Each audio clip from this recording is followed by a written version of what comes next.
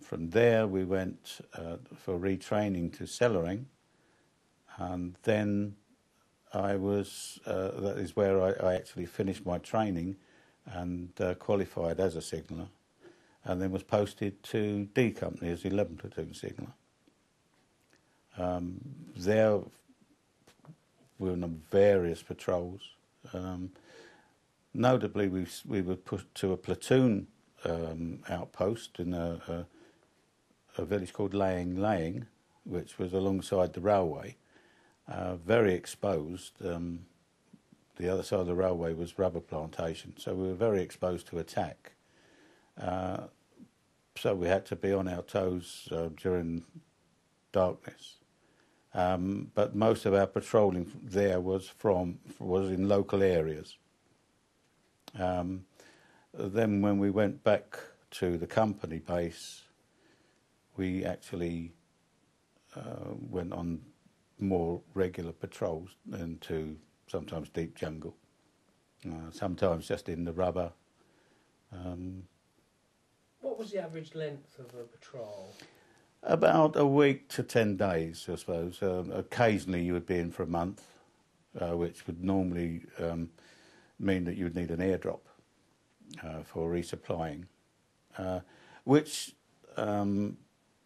gave us a little how could I say, a little perk, in as much that if you had an airdrop, there was a lot of parachute silk that was around, and we used to allocate the parachute silk round the platoon, and that gave us something that we could wrap ourselves up in at night and keep ourselves fairly warm.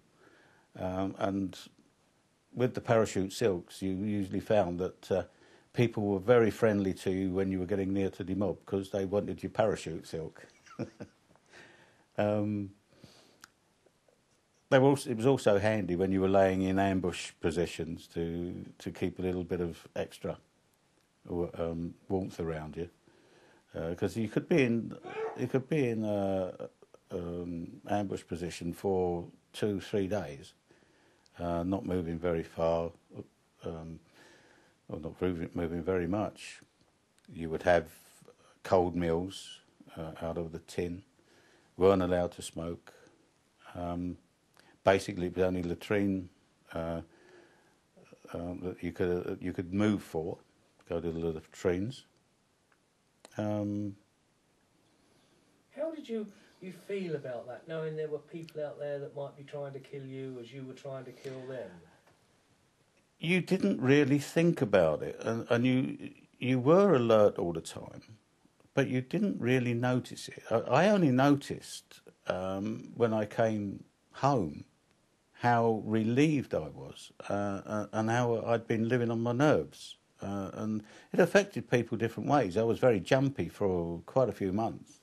And I did meet one chap who'd actually almost lost the power of speech. He couldn't talk without a terrible stutter, and yet in Malaya he was as normal as anybody else.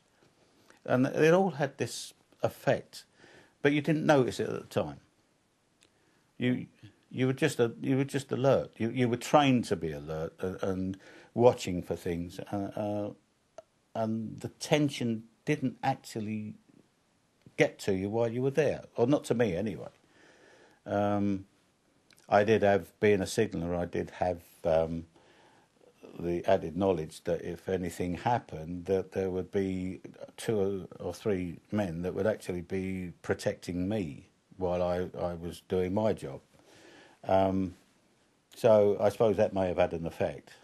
But I haven't met anybody, even now, some 50 years later, where they said that they were on edge.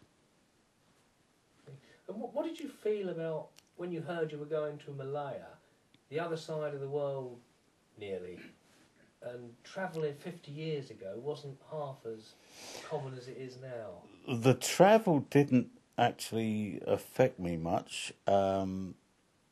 It did make me a little bit nervous because I can remember hearing on the radio every day they would give out how many forces forces have been killed, how many terrorists have been killed. This had been going on for a couple of years, and on the newscasts they used to do that daily. How many men have been killed?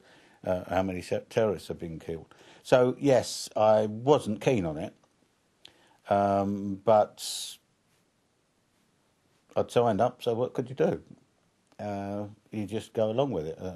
You didn't question things in those days. You were trained not to question. So I suppose we were led by the nose, really.